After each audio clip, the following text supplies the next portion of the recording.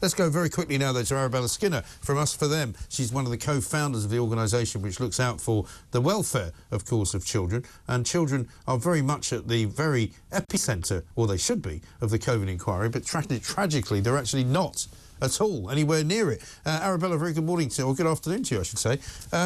We're still wondering why the COVID inquiry isn't doing what I think an awful lot of parents would like it to do. Why do you think it is? I think it really sums up the problem we had throughout the pandemic, and in fact the problem we have throughout society, that the issues and concerns of children just simply aren't at the centre of any policy making. I'd love to come on, Mike, and talk about the fact that we have a wonderful policy that's promoting children or supporting them, but we just don't seem to have that. Today, the big thing that we're really worried about is this major campaign you've probably seen from the COVID inquiry called Every Story Matters. Yeah. It's encouraging everyone to get involved, tell their story, and it says your story matters, every story matters. But under 18s aren't able to contribute. So they're already saying that actually every story matters, but children's stories don't matter. Right. And then when you couple that with the fact that we haven't even heard when the module that's going to cover education is going to happen, it definitely won't happen before the start of 2026, which obviously is a long, long way off. Do you have to worry about when we're actually going to get some answers and get some serious answers of why children ended up in the mess they did and what we're going to do to make sure that doesn't happen again? Yeah, and also how confident are you that you'll get to the truth of the matter, which is that actually, technically speaking, the government didn't shut the schools. The government recommended to local authorities that they might want to shut the schools, and then the local authorities, in large extent, did. But many schools still taught kids from vulnerable backgrounds, and they also taught kids of key workers. So it wasn't true to say that every school shut down. It was just for the vast majority of parents and children, they couldn't go.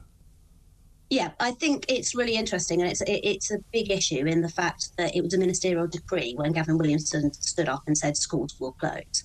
When you go back and you look at some of the reports that the government did at the time, we've seen reports in April 2020 where they were actually surprised by the number of people who didn't go. Right. So 98% of vulnerable children were not in school. They thought they'd be looking after them, they thought they'd be preparing. And actually the inquiry has just heard the module all about the pre-pandemic planning. It didn't hear from the Department for Education. It didn't ask to talk to Gavin Williamson. We know that in Operation Cygnus, which was the pre-pandemic flu preparation plan, I think 2016, there were actions for the Department for Education to put in place. The inquiry didn't question them, didn't ask them on this. So the very fact that we're going to be waiting, 3-4 years to even talk about education. Let's remember they are currently saying education, not children. Yeah. Childhood is so much bigger than simply education. But we do not seem to be including the questions about children in the way that we should be. So the next module is all about the decision-making around lockdown and all the different restrictions we had. Well, why aren't children a core part of that? We should be asking, well, what did we think about Rule of 6 and what that meant for children? Did we think about Rule of 2? And at the moment, it looks like all of that's going to be parcelled up and go, well, we won't talk about school closures. Right. Wait until we look at it in the future. And by then, children will have left school and actually no one will be particularly interested, but the damage will be done. I mean, I'm very interested, for example, in if it is the case that, say, somebody who was 14 at the time the lockdown happened is now 18 giving evidence to an inquiry. I'd be very interested to hear from that 18-year-old as to what they thought at 14 and what they were feeling and how their brain was working and what they were frightened of and what they were, worried about. That's really important I think, for our society to know the answers to. I think it's hugely important, and actually it's not beyond the wit of man to find a way to get around any potential safeguarding issues. Yeah. This is something that we raised with the inquiry 6-7 months ago when they actually started talking about this, saying children need to be involved. And I know other charities have, and they simply haven't done it. It's really not difficult.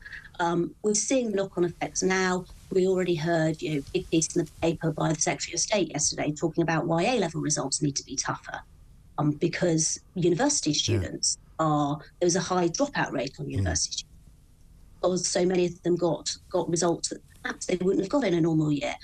And whilst that's true, and I think, again, the inquiry should be asking, why were we one of the very few countries that cancelled exams for 2 years?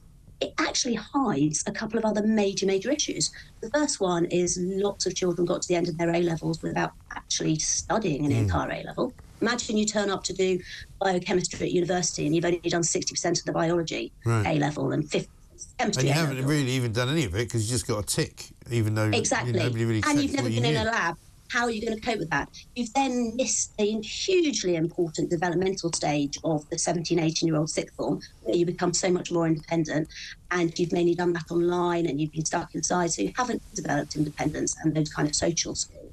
And a lot of those children have also had huge issues around anxiety. And then you're put into a university and suddenly discover that not only are you not able to socialise in the way you thought you were going to be able to, you're also mainly doing your work online.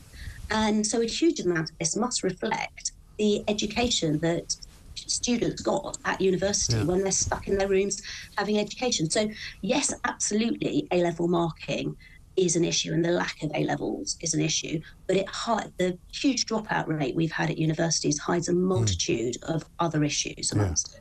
Absolutely right. Also, isn't it ironic, just to finish up, that the word safeguarding doesn't apply to locking kids up, it just applies to them talking about it?